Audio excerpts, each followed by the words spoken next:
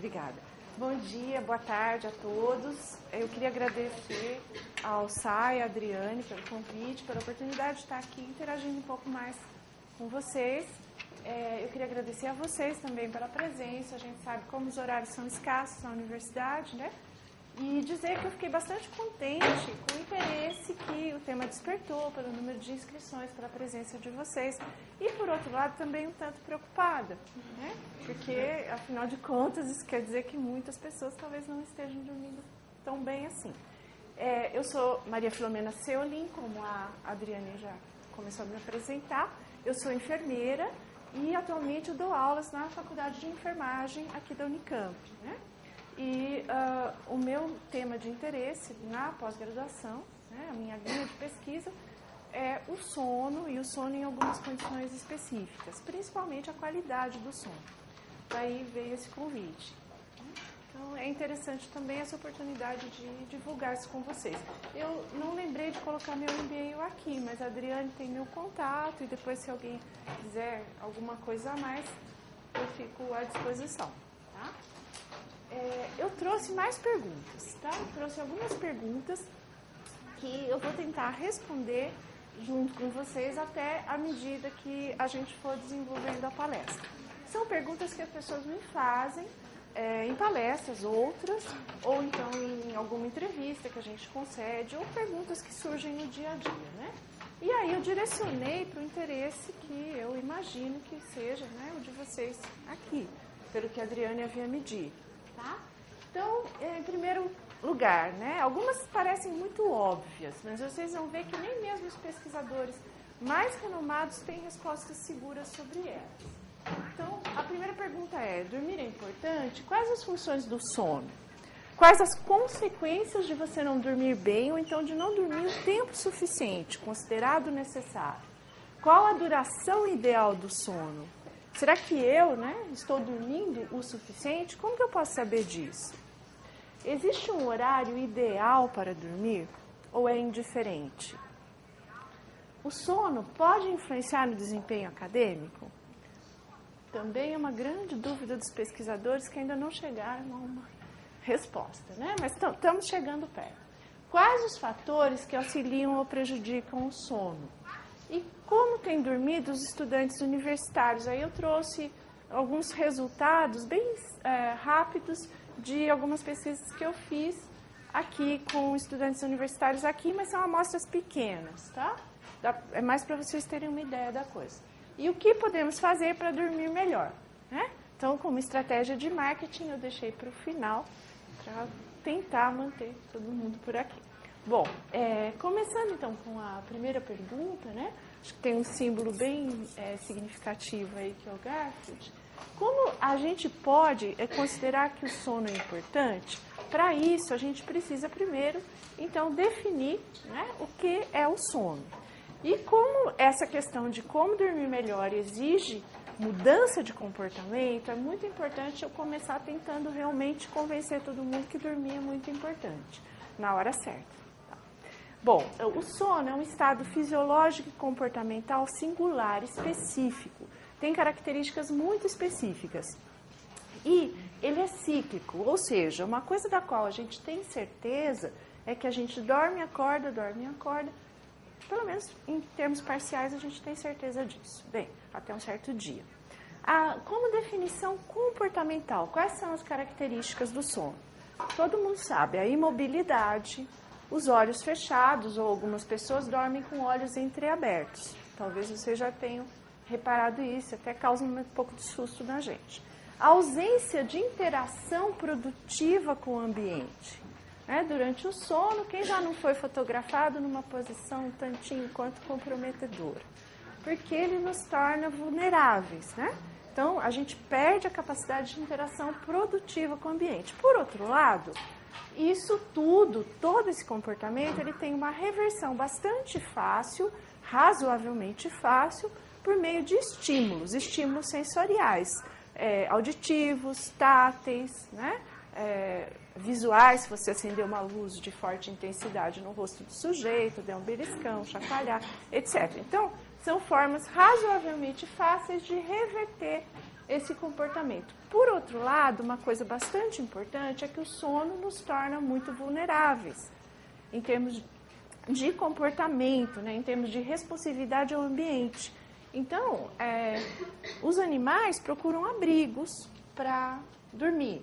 A gente procura abrigo também. Colocamos milhares de cadeados e chaves e correntes e grades nas nossas portas para a gente ter a certeza de que a gente vai poder ter aquele tempo de vulnerabilidade ao restante. Então, nós nos protegemos. Ou se não, é preciso deixar alguém de guarda, enfim. Por isso, é necessário que o sono tenha uma importância em termos evolutivos, né? Se ele foi conservado como um comportamento dos seres vivos, ou melhor, dos seres vivos a partir dos répteis, né? Na escala evolutiva, os peixes, por exemplo, os seres menos, entre aspas, aí, evoluídos, pelo menos em termos, né, de evolução biológica, eles não têm um comportamento que se diga que seja o sono, né? Eles têm alguns comportamentos semelhantes, uma vigília mais relaxada, enfim. Sono, quem tem, e bem caracterizado mesmo, são mamíferos e humanos. Os outros animais menos característicos. Bom, por que então que foi mantido esse comportamento, né? Se ele nos torna tão acessíveis? É porque ele deve ter importância, que a gente vai comentar ao longo dessa conversa. Existem também características eletrofisiológicas que permitiram, então, identificar diferentes estágios em uma noite de sono, diferentes tipos de atividade cerebral. Né? Essas ondas, elas são captadas pelo eletroencefalograma. E o que os pesquisadores que começaram a estudar o sono lá pela década de 40, 50 concluíram? Que existem dois grandes tipos de estágio de sono, né? Um é o sono com movimentos oculares rápidos e outro é o sono sem esses movimentos oculares rápidos.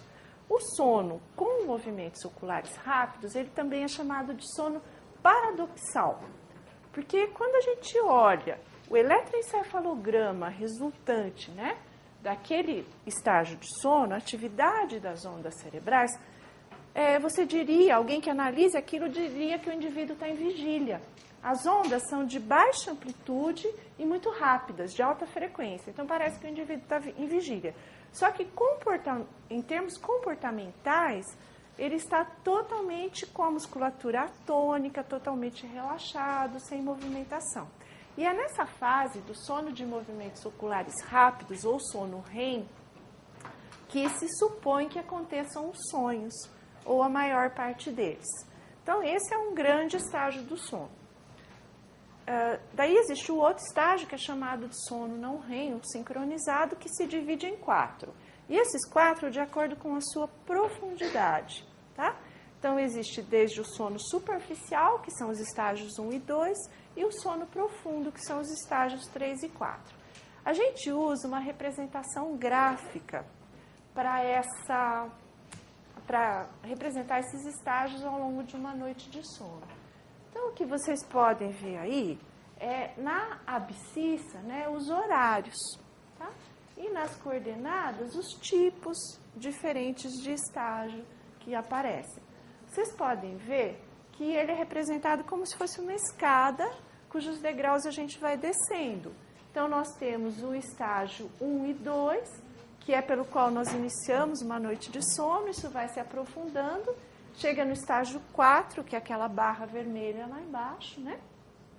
O sono vai superficializando novamente e acontece um episódio de sono REM, onde acontecem os sonhos. Isso dura mais ou menos 90 minutos, tá? E é no começo da noite. Isso vai se repetindo de forma cíclica à medida que a noite vai caminhando, que a noite vai evoluindo. Só que vocês podem observar que diminui a quantidade de sono profundo, né? Então, de manhã a gente tem uma quantidade maior de sono REM e menor de sono profundo, e no começo da noite a gente tem uma quantidade maior desse sono profundo.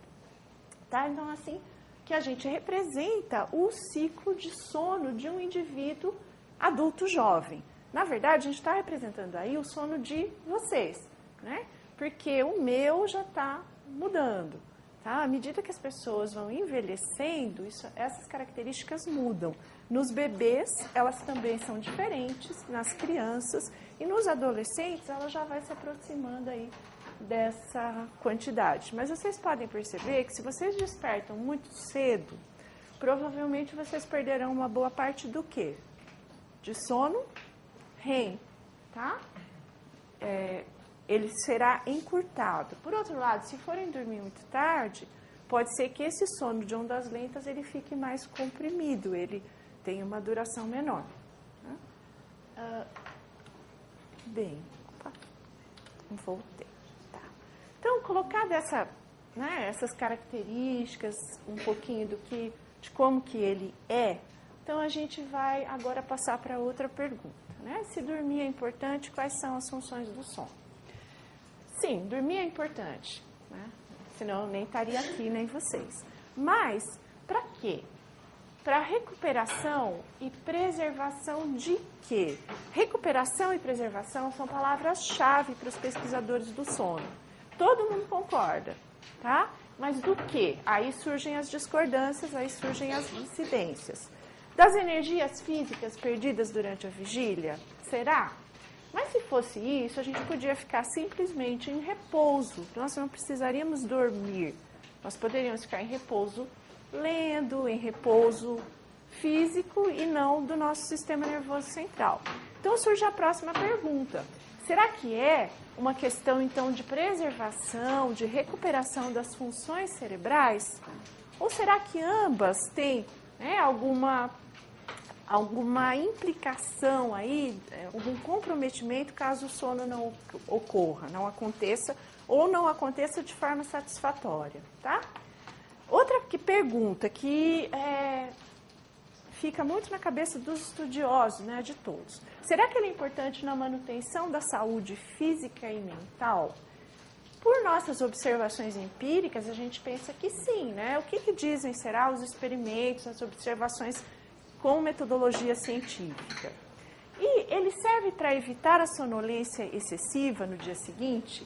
Com certeza. Qual a importância disso? Pode ser muita. Simplesmente evitar a sonolência no dia seguinte pode ter uma grande importância, já seria uma função bastante relevante. Por quê?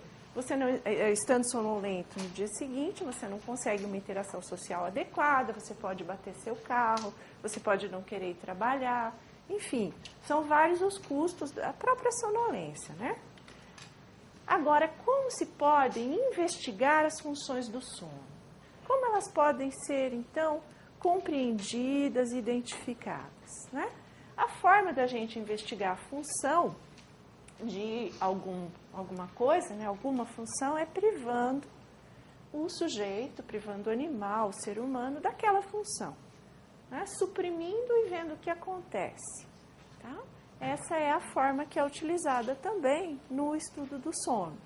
Então, o que é feito? São feitos estudos experimentais de privação do sono. Aqui no Brasil, são feitos, que eu saiba, somente em São Paulo tem um laboratório que faz isso, né? No exterior, são muito mais comuns. Então, são indivíduos jovens, sadios, que se submetem a noites de privação de sono. Lógico que isso é restrito, são algumas noites, 3, 4, né? E todos os parâmetros são bastante acompanhados naquele sujeito. O que se altera, o que não se altera, o que se reverte dormindo depois, o que persiste alterado, tá?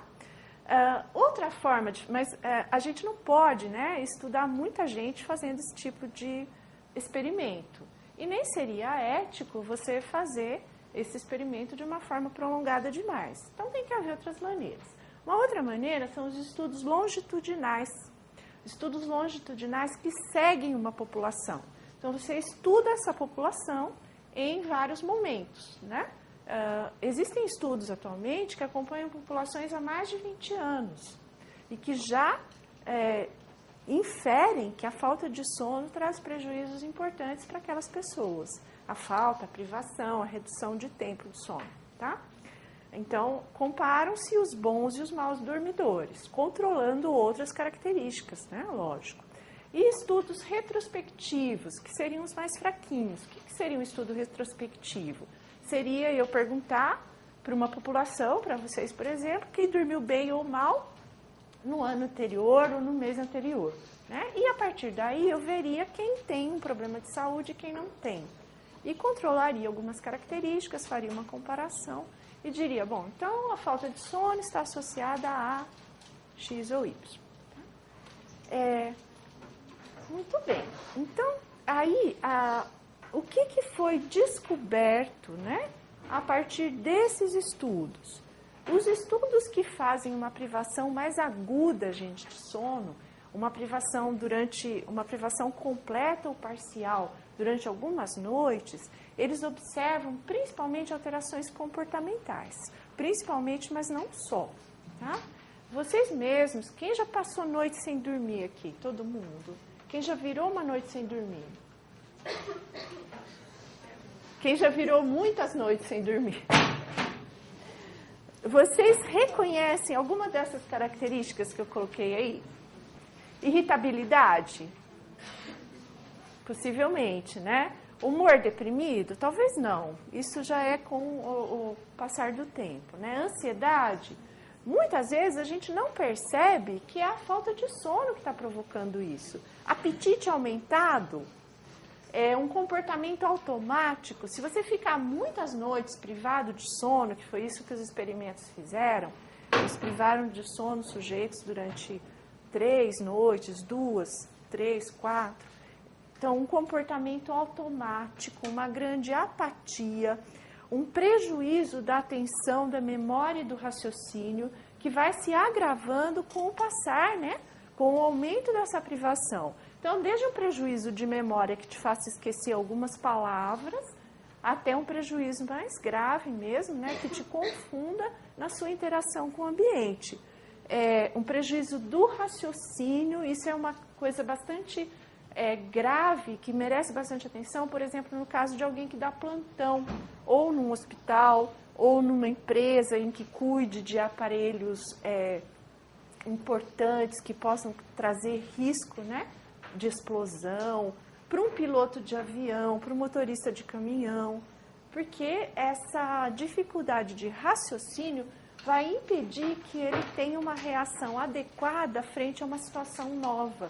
Ele pode até ligar no piloto automático, né? No seu próprio piloto automático e tomar decisões simples. Mas as decisões mais complexas, após a privação de sono, elas vão constituir um grande desafio. E a chance de erros é muito grande, né? Vocês já ouviram provavelmente falar em... faz tempo já que aconteceu, acho que... Bem, não sei se vocês já eram nascidos, mas nos grandes acidentes nucleares, né? Chernobyl, nos grandes desastres de avião, muitas dessas catástrofes estiveram associadas possivelmente à falta de sono da pessoa que controlava, das pessoas que controlavam aquela situação. Num hospital isso pode ser desastroso, né? Então essas consequências são bastante importantes. Mas a gente tem que pensar também que existe uma forma de privação de sono que não é assim aguda. Né? Não é eu ficar totalmente sem dormir durante 3 noites, 4. Né? É uma privação de sono crônica. É uma privação de sono que muitas vezes nós mesmos nos impomos ou ela resulta de algum distúrbio, né? Que nós chamamos de insônia ou um outro tipo de distúrbio do sono propriamente dito. Mas nós nos impomos isso também, quando a gente fica, quando a gente nos força, né? A gente se força a ficar sem dormir para cumprir alguma tarefa, para assistir alguma coisa, enfim, por diversos motivos, né? Para estudar, para preparar uma palestra, enfim. Então, quando isso acontece, ao longo do tempo, né? A gente vai acumulando um débito de sono. E esse débito de sono pode ter consequências na saúde. Pode ter consequências na saúde? Existem estudos que dizem que sim. Tá? Já foram feitos acompanhamentos das pessoas, principalmente estudos longitudinais que eu falei para vocês, que acompanham os sujeitos, né? E estudos retrospectivos. Então, esses estudos verificam que existe uma duração de sono que é de risco. Tá? coloca as pessoas em risco de ter essas doenças que estão escritas aí. Diabetes, intolerância à glicose, as doenças cardiovasculares, aí vocês podem pensar em infarto, em acidente vascular encefálico, né, o famoso derrame cerebral, tá? Hipertensão, que é muito comum no nosso meio, a obesidade, que é uma epidemia, né, atualmente em vários países, inclusive no nosso, e inclusive entre crianças e adolescentes, né? Outros distúrbios imunológicos, um estudo bastante recente observou que houve uma redução das células de defesa, das células brancas do organismo, com uma privação de sono aguda. Privaram, né, um grupo de sujeitos de sono durante 3 ou 4 dias. Esse estudo saiu na FAPESP, inclusive, na revista da FAPESP. Privaram os sujeitos de sono e foi verificado que as células de defesa, as células brancas, os leucócitos, né, diminuem em quantidade, perdem sua capacidade de atrair outras células de defesa para o combate a agentes patogênicos e invasivos. Então, essa alteração imune é uma questão bastante importante também, que foi verificada num estudo de privação aguda de sono. Depois o sujeito dormiu, né? Os sujeitos dormiram, e isso se reverteu, mas depois de algum tempo. Tá? No caso da privação crônica já pode ser diferente, né? Essa reversão pode ser muito mais difícil. Câncer, tá? É muito ligado, é muito ligada a presença de câncer de mama em mulheres que trabalham em turnos, enfermeiras, por exemplo, né? Enfermeiras que trabalham em turnos noturnos. Existe estudos retrospectivos mostram que a incidência é importante nessa população, que é uma população tipicamente privada de sono. Tá? Que mais? Câncer, já falei. Riscos de acidentes, nós já comentamos, né? Chernobyl, outras usinas nucleares que explodiram, etc, etc.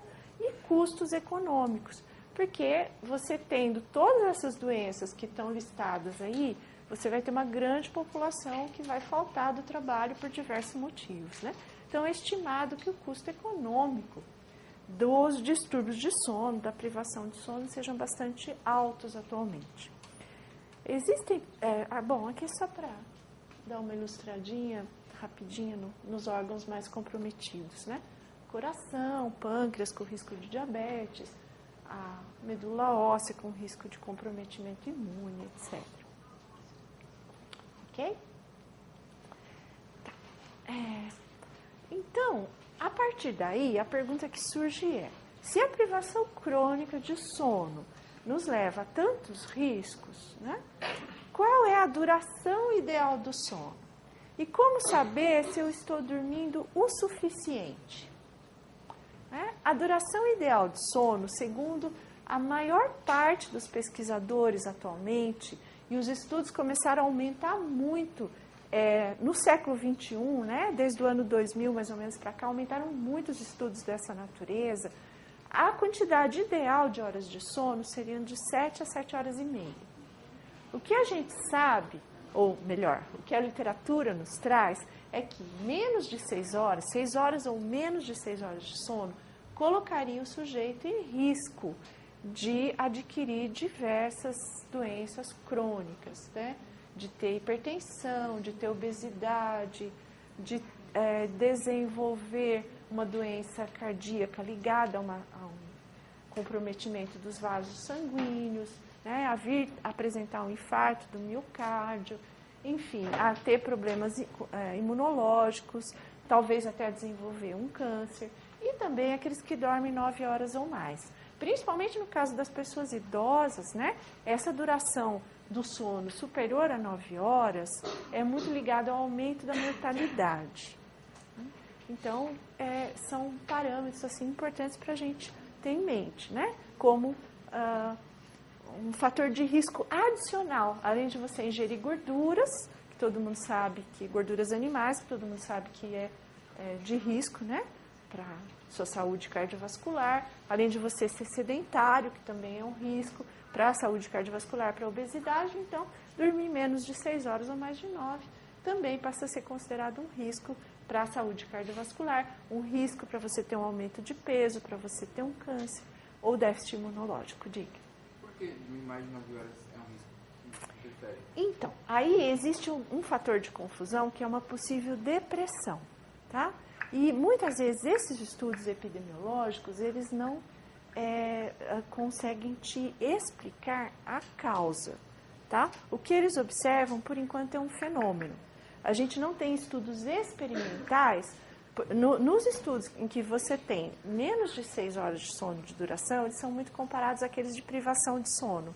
E o que acontece nesse caso? Você tem um aumento de circulação de algumas substâncias que são chamadas de citocinas, que são substâncias pró-inflamatórias. Elas aumentam a inflamação nos vasos sanguíneos, elas aumentam processos inflamatórios que explicariam o comprometimento cardiovascular. Por outro lado, existe também, eu vou mostrar um pouquinho mais para frente, nesse caso, principalmente da privação de sono, existe uma exposição aumentada à luz durante a noite, que suprime uma substância que se chama melatonina. Então, nesse caso, é possível investigar muito melhor por que menos de 6 horas traz, né, esse problema. Agora, não existem ainda estudos que colocam o sujeito em laboratório dormindo mais de 9 horas e estudos que façam essa investigação mais detalhada. Então, essa pergunta eu fico te devendo. Mas pode levar o quê? A mesma coisa, mas é mais associado ao aumento da mortalidade em idosos, tá? O mais de 9 horas. Mas também você teria esse risco aumentado de infarto, esse risco aumentado de doença cardiovascular. O câncer, acho que esse estudo de mais de 9 horas é menos comum, tá? Bem, outra coisa muito importante, que a gente deve estar muito atento, é a qualidade desse sono. Não adianta dormir 8 horas certinho e ser um sono sem qualidade, né? Normalmente, se a gente tem uma boa quantidade de sono, nós, em geral, temos também qualidade. A não ser que você fique rolando na cama e tentando dormir, né, um período muito longo. Isso seria muito ineficiente. Outra coisa que é muito interessante de nós observarmos para nós inferirmos se dormimos bem ou não, o tempo necessário ou não, é a nossa sonolência diurna, né? Se ela for excessiva, provavelmente eu não estou dormindo muito bem, não, né? E isso não é só depois do almoço, que aí tem algumas circunstâncias especiais, ou durante uma aula mais monótona, uma atividade mais monótona, né? É uma sonolência excessiva em diversas atividades nas quais habitualmente nós estaríamos bem e alertas. Nós já vamos voltar a falar um pouco disso. E, principalmente, gente, as variações interindividuais, tá? Porque quando veio essa pergunta, começou, não? Gustavo. Quando o Gustavo me perguntou por que 9 horas ou mais, certamente existem pessoas que, fisiologicamente, elas dormem menos de 6 horas. Elas não se privam de sono voluntariamente, o sono delas é bom, elas não têm sonolência diurna. Talvez você já tenha ouvido falar que o Napoleão Bonaparte dormia muito pouco, tá? E considera-se, né, que ele seria saudável. Então, existem também diferenças individuais. Existem, vocês sabem, aquela coisa da curva de Gauss, né? Tem muita gente no meio que precisa dormir 7 horas ou 7 horas e meia, a gente tem os extremos. Quem também não vai estar em risco se dormir somente 6 horas ou mais de 9. Mas aí, a média, a grande maioria, está nessa faixa de risco, então cuidado, né?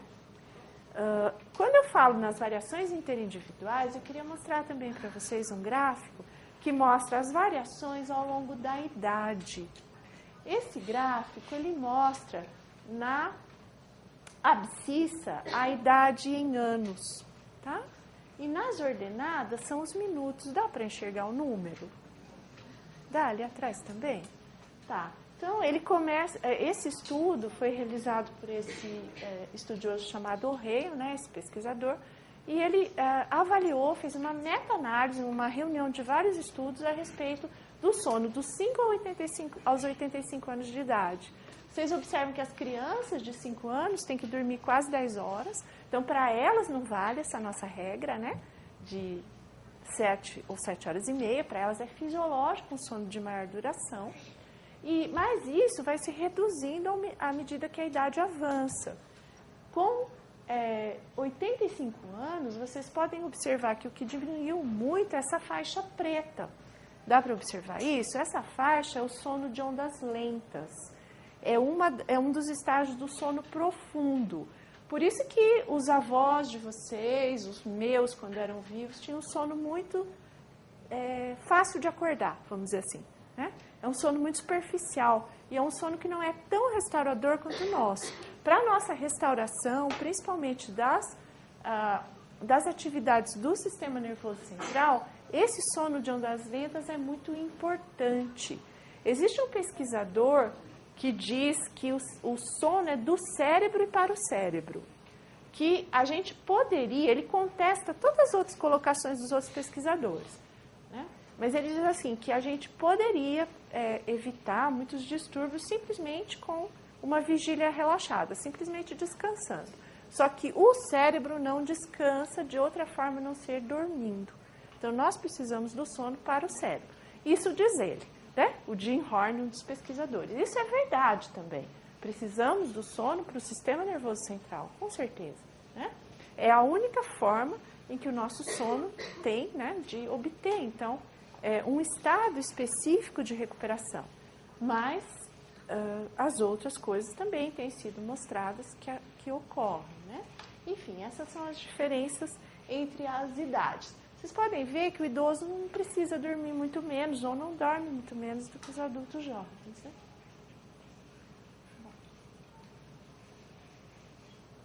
Como saber, então, se eu estou dormindo o suficiente? Será que vocês estão dormindo o suficiente? Como é a disposição ao despertar? Isso é uma pergunta muito importante. Tá? Depende do que eu vou fazer durante o dia, né? Com certeza. Mas, em geral, como é? Como é o meu desempenho durante o dia? Tá? Como que eu consigo, né, reagir? Como que eu consigo me relacionar? Como que eu respondo aos desafios do ambiente? Né? Isso é o meu desempenho durante o dia. Tá? Como são as sensações de fadiga que eu tenho? Eu tenho fadiga, eu tenho sonolência diurna excessiva. E como que eu me comporto nos finais de semana?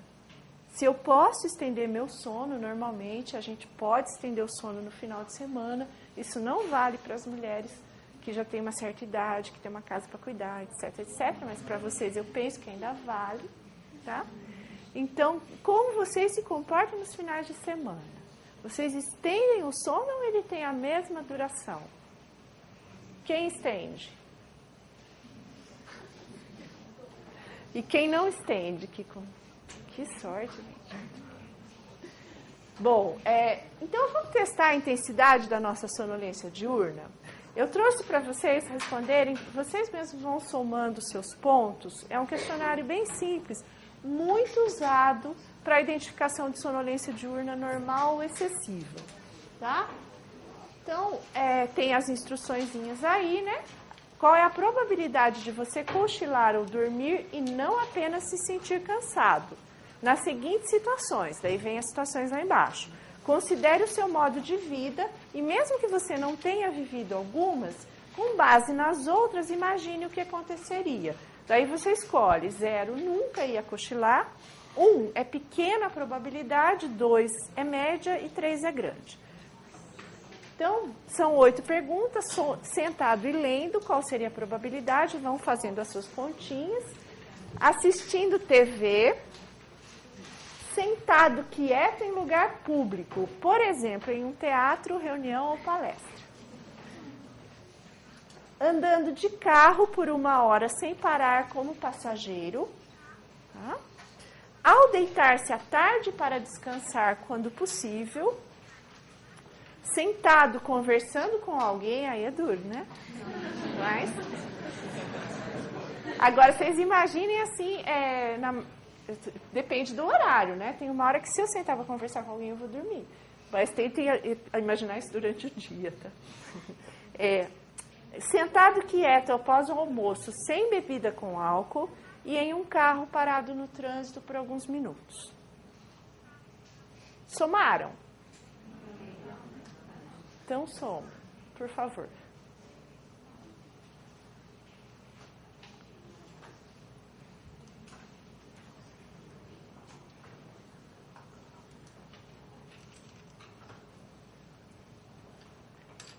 Posso? Alguém somou? Não? Quase. Alguém somou menos de 10 pontos? Menos de 10. Então, eu vou mudar a pergunta. Alguém somou mais de 10 pontos? Mais de 20? Mais de 20, ninguém. Não. 15. 15. Tá. Bom, a sonolência diurna excessiva, nessa escala, ela tem algumas variações de um autor para outro, tá? Mas a maioria o consenso, né, a maioria deles, tem como consenso 10 pontos, tá? Então, 10 pontos ou mais indicariam a sonolência diurna excessiva, tá? Ou seja, você de fato não está dormindo tão bem assim, tá? Então, lógico que ninguém vai desenvolver uma doença em pouco tempo, porque está dormindo pouco. A vida acadêmica é uma situação mais restrita, mas enfim, prestem atenção nisso, né? Prestem atenção e tentem pensar se não vale a pena mudar alguns comportamentos, como a gente vai falar mais para o final, se for o caso, tá? Muito bem. Existe um horário ideal para dormir? Alguém arriscaria me falar num horário ideal para dormir?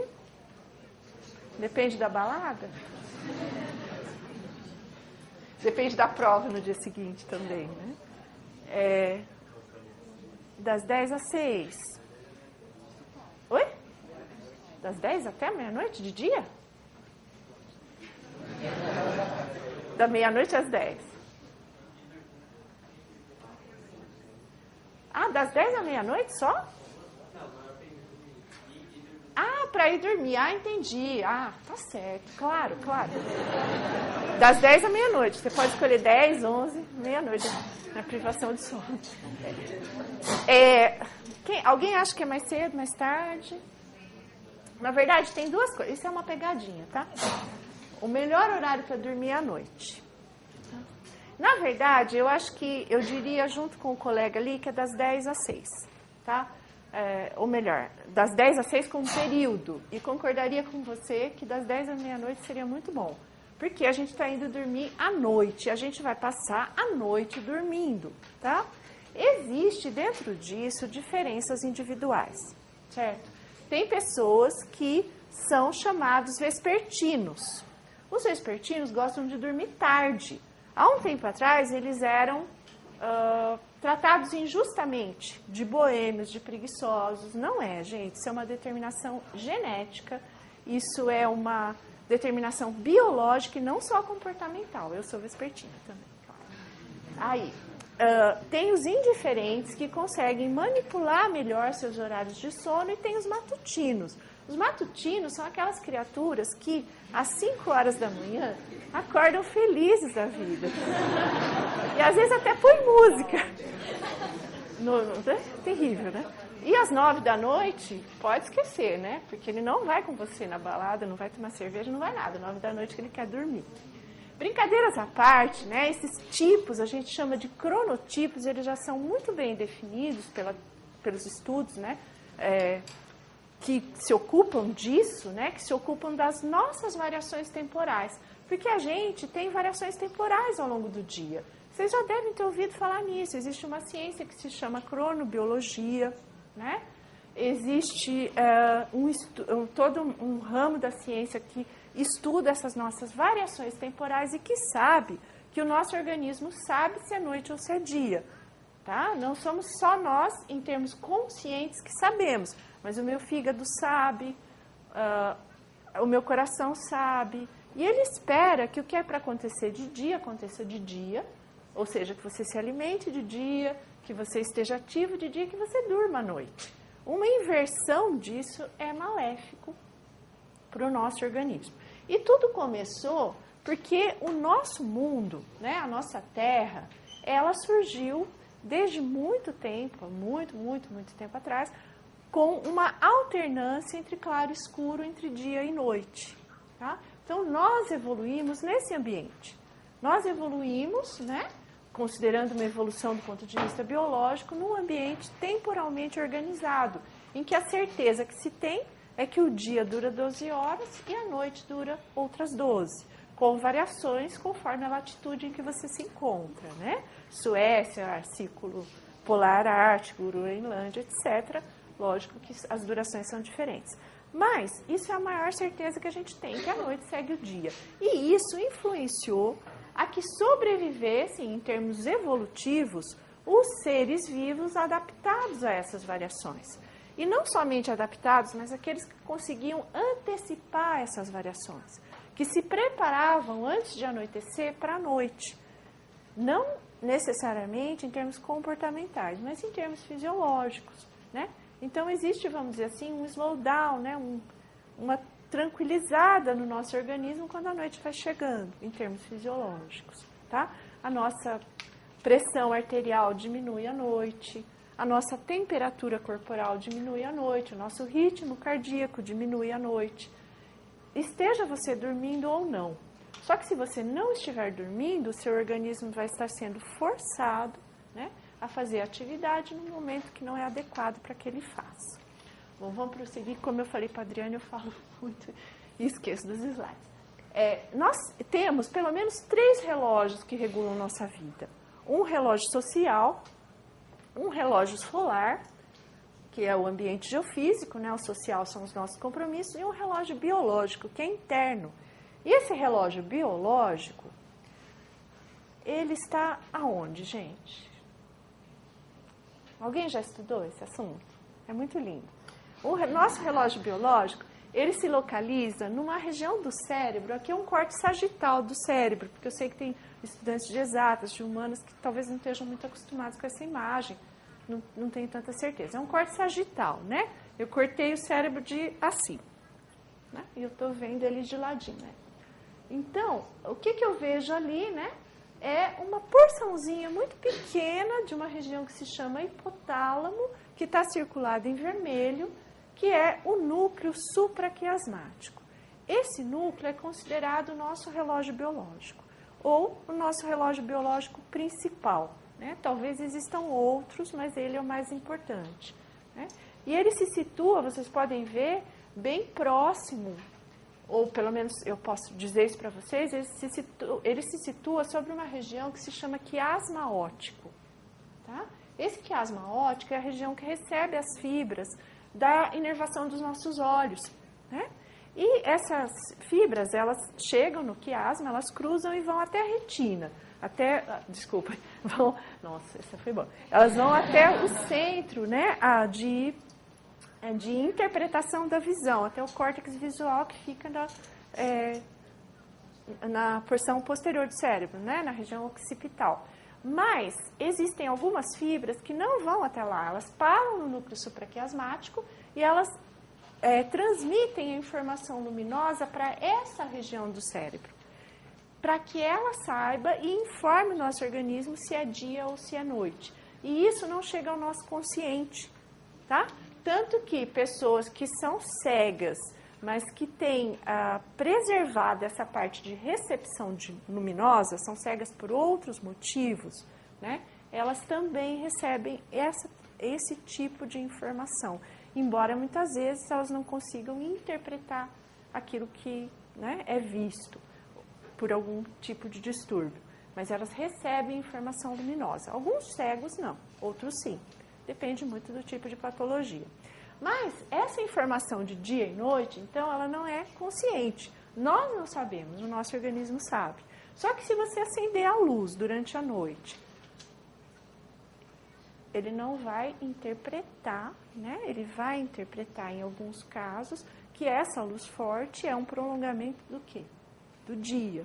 Então, ele vai interpretar e, com isso, vários mecanismos no nosso organismo vão se alterar, gerando alguns distúrbios. Então, mais uma fotozinha do relógio biológico e da sua interação com outras regiões do nosso organismo.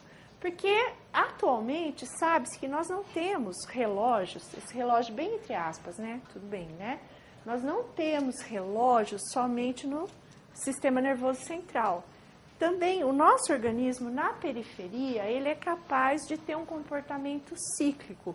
Um exemplo interessante disso é a produção de insulina pelo pâncreas, a produção de algumas substâncias pelo fígado. A partir de informações temporais, principalmente dos seus horários de alimentação, é que vai acontecer ou não essa produção.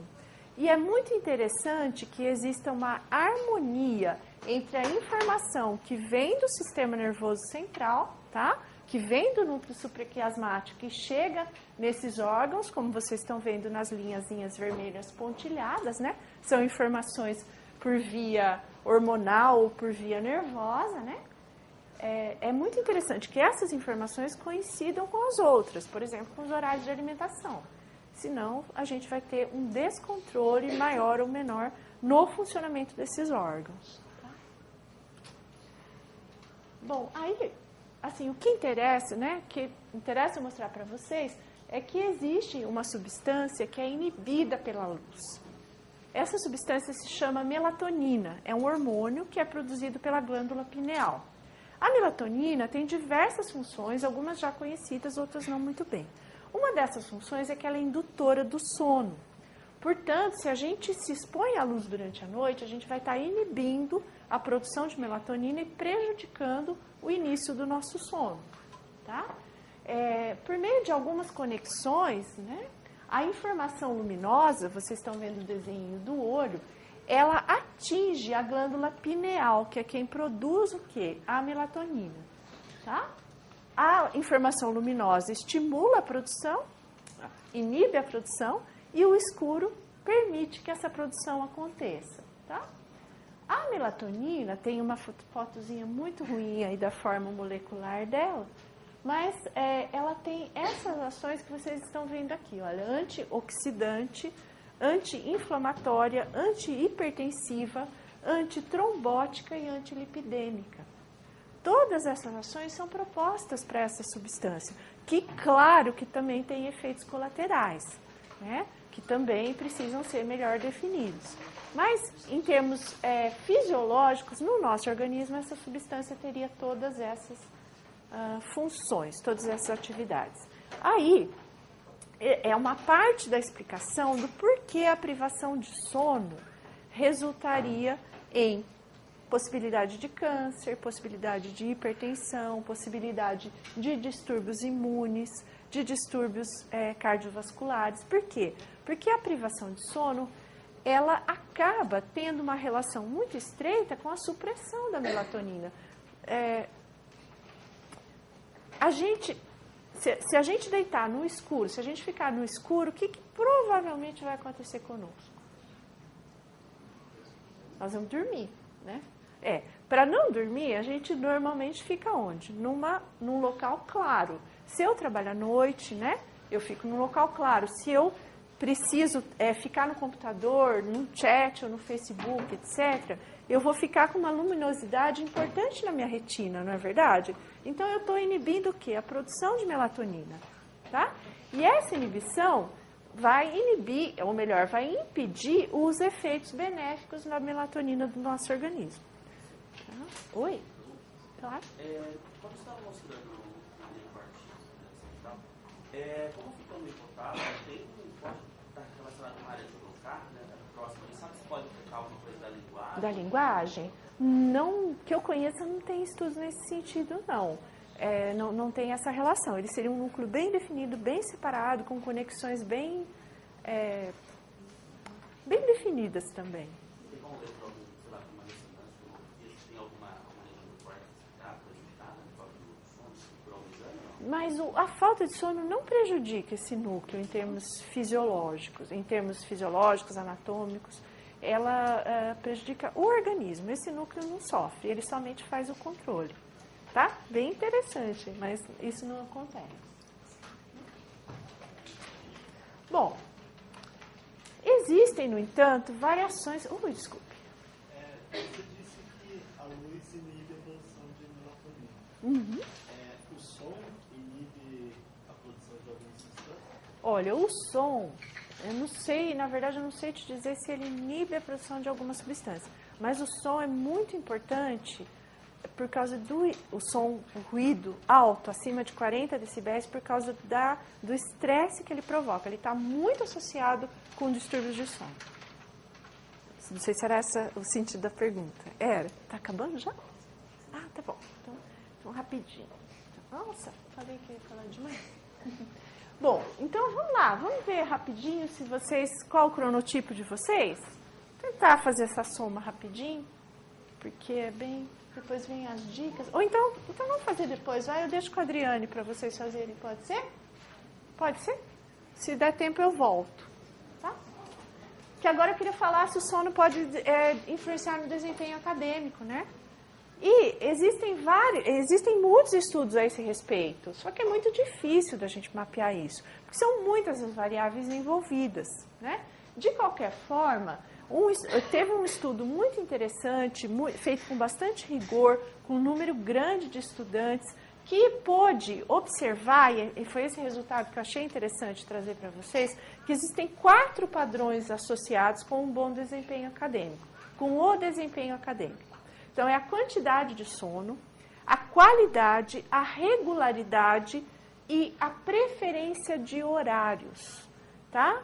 E o mau desempenho, ele parece estar associado nesses sujeitos que foram estudados, né? Mas é uma boa sugestão para nós, a privação de sono, a irregularidade dos horários de sono, ou seja, ir dormir cada dia num horário variado demais, ao sono de má qualidade, aquele do qual você desperta cansado, indisposto, insatisfeito, e a horários tardios.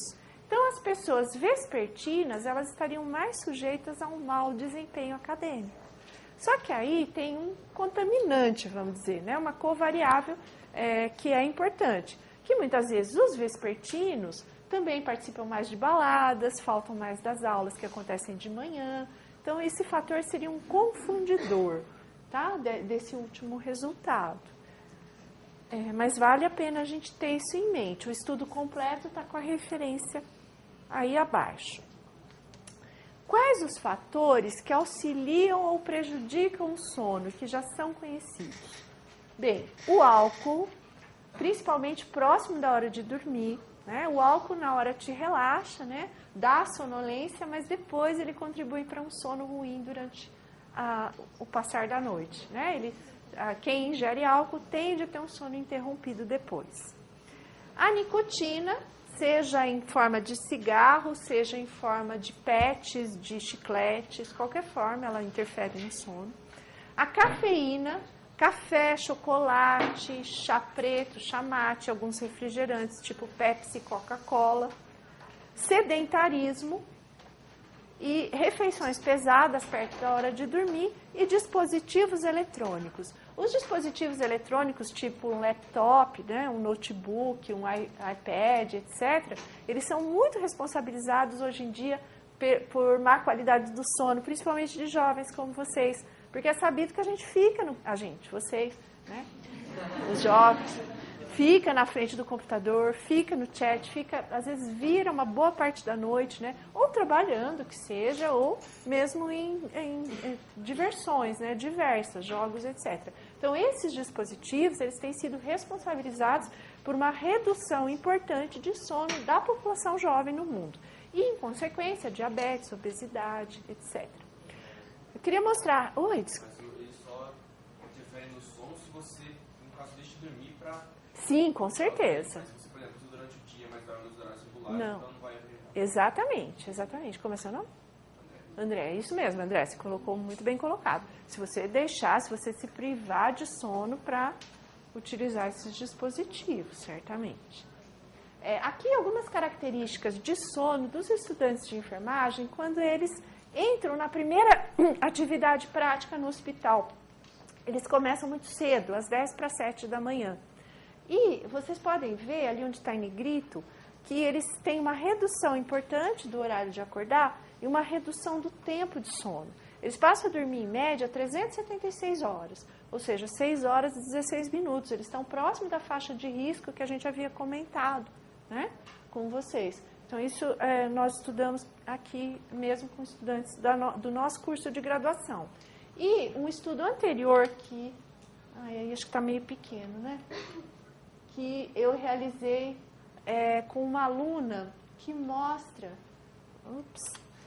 que mostra o quê? Que durante as férias, que é a primeira tabela, né, os estudantes matutinos, vespertinos e os indiferentes, eles conseguem ir dormir e acordar no horário de preferência deles, né? Então, vocês veem, ali está circulado em cor de laranja, que os vespertinos, eles vão dormir meia-noite e acordam às 9 horas da manhã. Começando as aulas, eles têm que adiantar os horários de sono.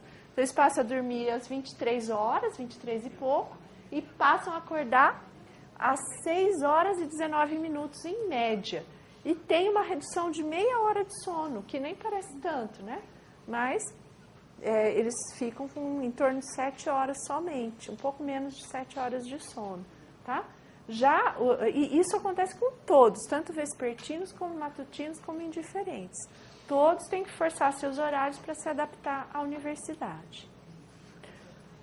Bem, e o que a gente pode fazer para tentar dormir melhor? Como eu falei para vocês, o sono é um comportamento. E mudanças na qualidade e na quantidade de sono implicam em mudanças de comportamento. Aí depende de vocês estarem dispostos, né, a adquirir esses outros comportamentos que brigam com algumas coisas, na verdade, da vida universitária para dormir melhor, face a todas aquelas desvantagens da falta de sono que a gente apontou. Né? No caso das meninas, eu, pelo menos, ficaria bastante assustada com a questão da obesidade. Mas isso é uma brincadeira, porque é importante para todo mundo. Né? Bom, higiene do sono. O que é a higiene do sono? São práticas que a gente deve adquirir na nossa vida para obter um sono de melhor qualidade. Isso segundo o Jim Horn, que é um pesquisador muito importante da Inglaterra. Tá? Então, adquirir comportamentos que promovam o sono de boa qualidade, evitar os fatores que prejudicam o sono e ensinar o seu organismo que é hora de dormir. Como? Aí vem uma lista de receitas, vem uma fórmula, tá? Vocês vão ler, né? Vocês depois, não sei se a Adriane pode passar o material para quem tiver interesse no Facebook.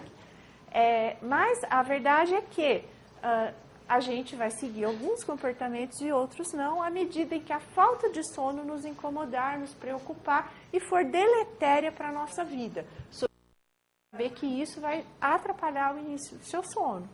Tá? Mantenha o quarto tranquilo, arrumado, silencioso e escuro.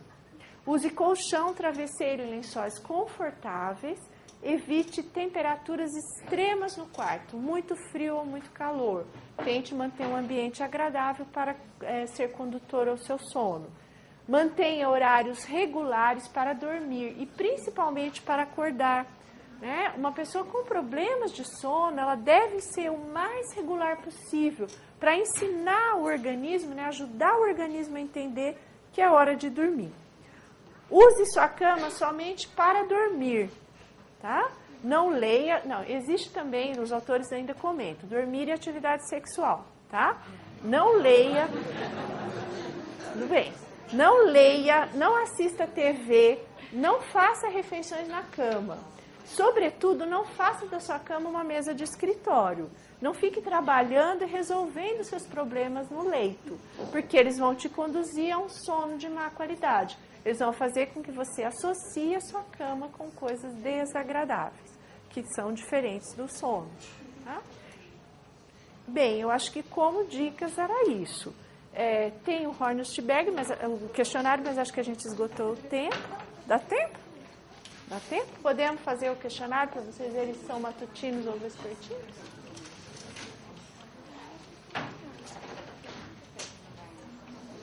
Bom, primeira pergunta. Se você pudesse escolher um horário para levantar, ao seu gosto, vão anotando a pontuação de vocês, por favor, tá? O número na frente é o número de pontos, 1, 2, 3, 4 ou 5, e os horários que podem ser escolhidos. Tá? Então, qual dos horários você escolheria se você tivesse total liberdade, né? Nenhuma restrição? Suponhamos que você tenha se apresentado com um trabalho novo e você vai fazer uma prova muito importante, que dura algumas horas. Qual o horário que você escolheria para fazer? Tá? Anote a pontuaçãozinha.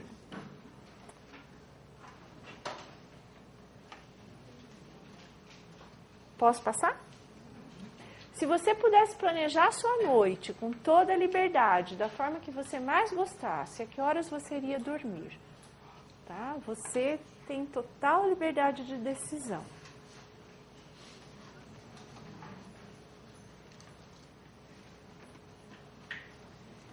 Ok? Bom, se você decidiu fazer um exercício físico, começar a fazer exercício físico, né? Resolveu entrar em forma, mas isso só depende, mas o seu colega convida para você fazer entre 7 e 8 da manhã. Você estaria em boa forma, muito boa forma, seria difícil ou muito difícil, não sai da cama de jeito nenhum. Qual dos 4 vocês escolhem? Próximo. Se tivesse que realizar 2 horas de exercício físico pesado dentro da sua escolha, qual seria o horário que você iria preferir? Tem 4 escolhas aí.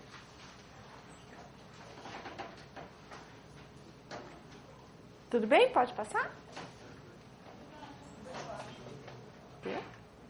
Tem o de baixo. Obrigada. Se você fosse dormir às 23 horas, qual nível de cansaço estaria sentindo? Oi? Posso passar? Se você se sente cansado durante a primeira meia hora, logo depois de levantar? Como que é? Muito? Mais ou menos?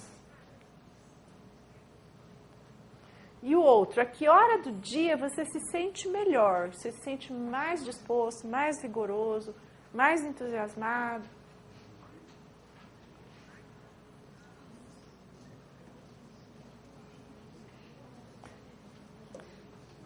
Posso passar? Tem mais uma. Exercício físico, caminhada ou exercício físico entre 22 e 23 horas. Como você se sentiria? Estaria em boa forma, muito boa forma? Seria difícil ou muito difícil nesse horário?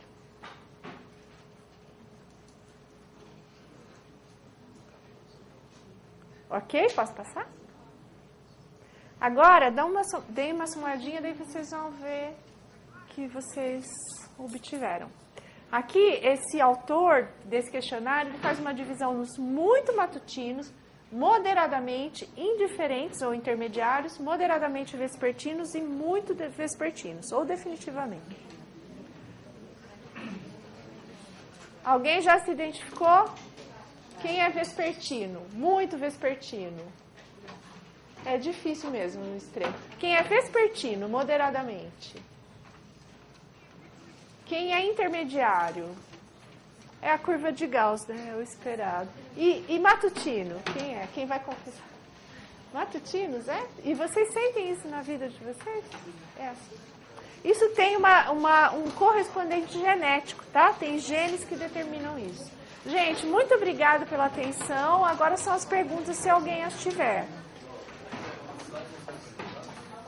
Gente, olha, 2 recadinhos. Então, se a professora permitir, eu posto, até tem os links, esses links para vocês no Facebook do site, que é facebook.com/unicamp-site, e também mando pelos e-mails. Só que eu só posso mandar pelos e-mails da data, ok? Quem não redireciona, vai até o e-mail da data. Aí eu mando se a professora disponibilizar para vocês, ok? Vamos lá, não tem 15 minutinhos para fazer. Se não existe a menor possibilidade durante o dia, né, durante a noite, na verdade, você cumprir essas 6, 7 horas de sono, sem incomodar, e você tem a opção de repente, adequar a rotina para repor essa 1 hora que ficou faltando, ou meia hora de estudo, isso ajuda? Durante o dia? Durante o dia, no período da tarde. Então, isso é super controverso na literatura, mas assim, o que é mais consenso, né? Sim, se você dormir menos de 1 hora e antes das 3 da tarde. Menos de 1 hora e antes das 3 da tarde, tá?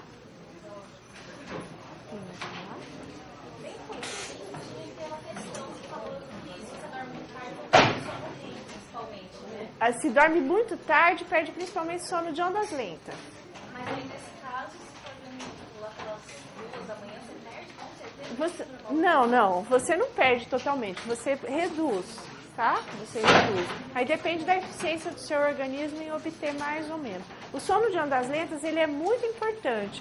Então, o organismo tende a economizar esse sono, digamos assim. Mas por que o horário influencia tanto assim? Por que esse horário específico? O horário influencia muito porque você tem diversos outros acontecimentos no seu organismo, que eu acabei não falando nisso, que estão acontecendo nesses horários. Então, se você atrasa muito, adianta muito, esses acontecimentos ficarão descompassados. Produção de outros hormônios, como o hormônio de crescimento, por exemplo. Resumindo bem. Pessoas de nesse grau tem um sono profundo menor, Então, é que você sendo vespertino, a sua determinação genética, uma constituição biológica. Então, você sendo vespertino, a sua tendência é de dormir mais tarde e acordar mais tarde. E toda a sua estrutura temporal, é não só ir dormir mais tarde e acordar mais tarde, mas toda a sua estrutura temporal, ela está acompanhando essa característica. Isso. Os vespertinos, então, tudo que a gente falou que acontece em determinado horário, para os vespertinos é mais tarde e para os matutinos é mais cedo. E no caso do vespertino dormir mais cedo, que ele seria tocado? Se ele conseguir, tudo bem. O difícil, muitas vezes, para o vespertino é conseguir dormir mais cedo. Mas ele, no caso, acompanha. Sim. E o grande problema do vespertino é acordar cedo, às vezes. Mas se ele conseguir dormir mais cedo, tudo bem, né? Não vai ser a mesma coisa, mas ele consegue recompor bem o seu período de sono. Sim, você... Eu considero que eu durmo bem por 7 horas, quase descansado. Ótimo. Mas às vezes, mesmo cansado, eu durmo, sei lá, 5 horas e meia, acordo assim, espontaneamente. Mas eu vou tentar dormir, sei lá, chegar às 7 horas eu estou acostumado, durmo, só que quando eu acordo mal. Assim, se você dormir depois que você acordou num determinado horário. Esse mal é como? É se sentindo inerte, largadão? Cansado. O que a gente sabe que tem é uma característica, né? Algumas pessoas desenvolvem isso, que se chama, inércia do sono. Tá? Então, essa inércia do sono, se você adormece por períodos assim, não necessariamente à noite, às vezes de dia, você acorda muito disposto, se sentindo quase que sem conseguir se mexer, sem conseguir levantar. O que tem na literatura, que eu sei, é isso, da experiência. Tá? É interessante. Oi. Eu gostaria de saber se tem alguma técnica assim, para facilitar a hora de acordar. Porque eu, por exemplo, toco o despertador, eu desligo inconscientemente. Eu também. Então é uma coisa, mas eu faço. Como é seu nome? Bruno. Olha, uma técnica para acordar... Algumas pessoas conseguem, né? Elas se programam para acordar a tal hora, elas conseguem. Mas, olha, isso não existe. Se existe, pelo menos não que eu saiba, e olha, isso seria você dormir o período suficiente antes. E você desliga o despertador. E volta a dormir mais cedo, sem pensar em nada, só desliga e volta a dormir. Ou compre outro despertador.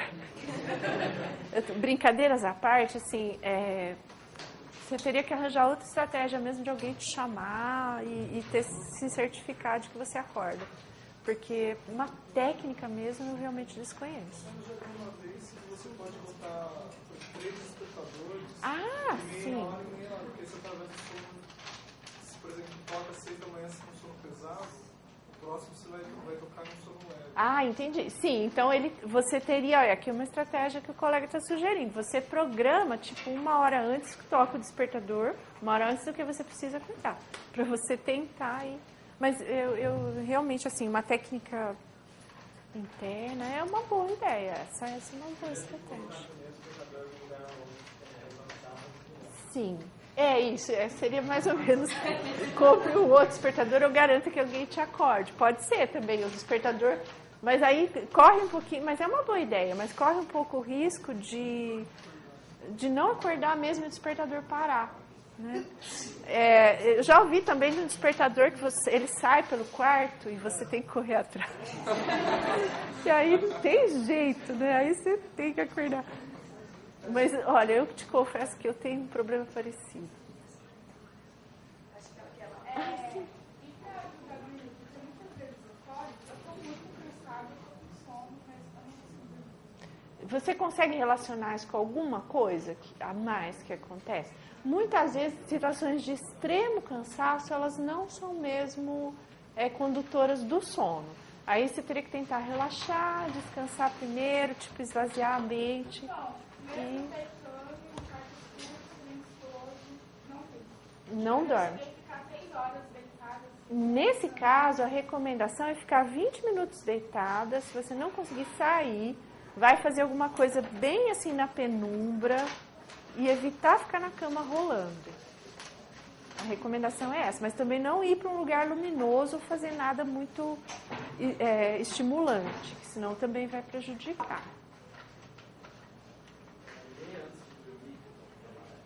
Então, o que é recomendado é que você não leia na cama, para não associar uma atividade acordada no leito.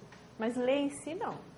Também você teria que controlar um pouco a luminosidade, né? Mas quando a gente lê, é diferente de quando a gente está na frente do computador, que a luz normalmente é indireta, é uma luz menos intensa, né? Isso, para algumas pessoas até facilita. A tela do computador, né, é que é muito luminosa. A leitura de um livro, de uma revista, não tem sido contraindicada, mas o que é contraindicado é no leito, na cama. Fazer isso fora, e daí quando sentir sono e dormir.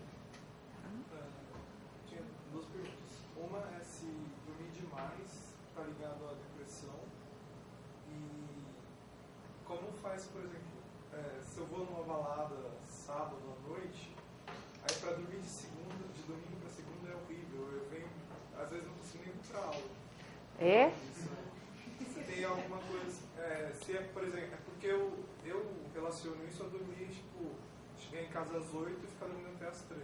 Aí à noite fico sem sono. É, exatamente isso. Aí seria melhor, tipo, não dormir. Então, se for esporadicamente, você até poderia restringir esse tempo de sono, né? Restringir até antes do meio-dia, por exemplo, para você depois se sentir sonolento à noite e não passar por essa situação. Tá? Mas algumas coisas cada um tem que experimentar mesmo. E a outra pergunta? Demais. Alterações do sono sinalizam depressão muitas vezes.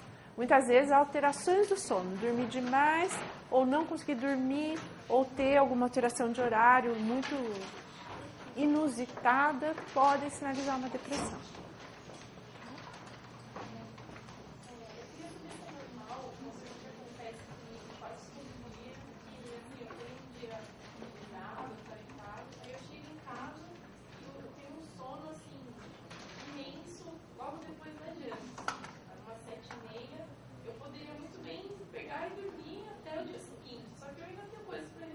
Entendi. Aí eu resolvo essas coisas, me dá 11 horas, então eu não tenho sono. Acabou o seu sono, né? Acabou o meu sono. Então eu fico na dúvida, será que eu aproveito assim, das 7h30, 8 horas da noite e durmo bem?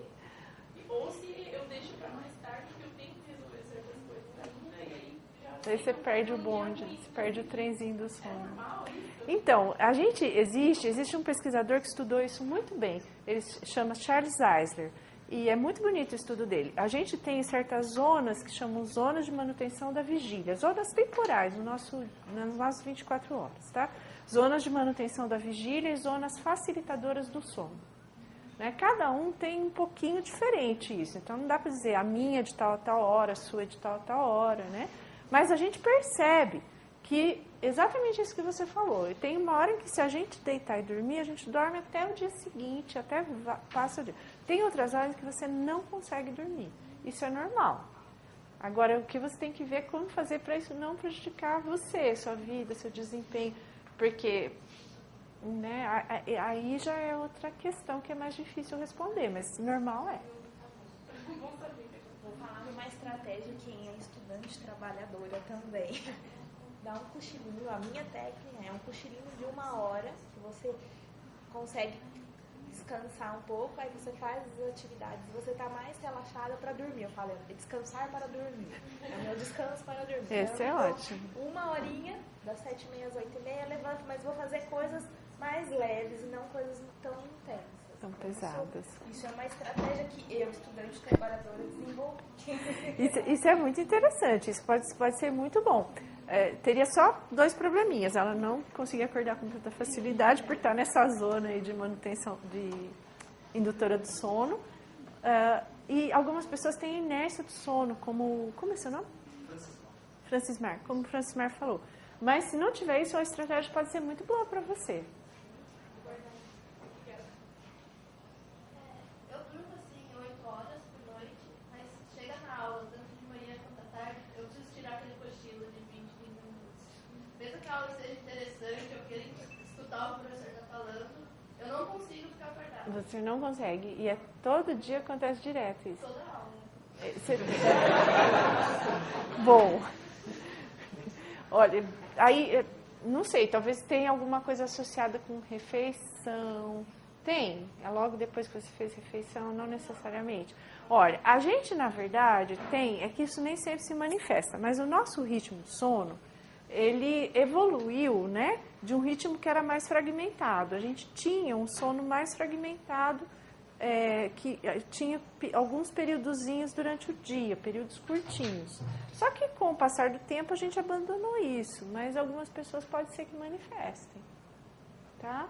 Tanto que todo mundo sente um pouco de sono depois do almoço, almoço ou não. Tem um período que a gente tem uma sonolênciazinha, né? Isso mudou bastante na sociedade atual, mas pode ser que você tenha essa manifestação. A única coisa que eu consigo... Tchau, Gustavo. Te colocar. Aqui no Unicamp é feito aquele estudo que você dorme no hospital para monitorar.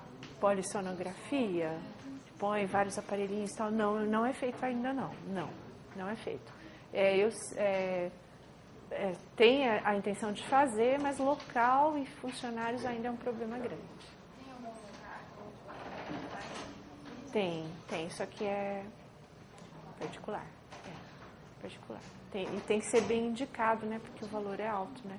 O Instituto do Sono em São Paulo faz e a USP acho que também faz. O Hospital das Clínicas. Deve ter uma fila imensa. Gente, infelizmente, nosso tempo acabou. E agradecer muito, professora. A solicitação do Facebook é para mandar os slides, e aí a professora, se ela autorizar, Com certeza. E eu agradeço muito a presença, foi muito importante a presença maciça aí de vocês. Eu agradeço vocês também, principalmente, né? Praticamente ninguém dormiu. Muito obrigada, viu, professora, pela sua... Obrigada.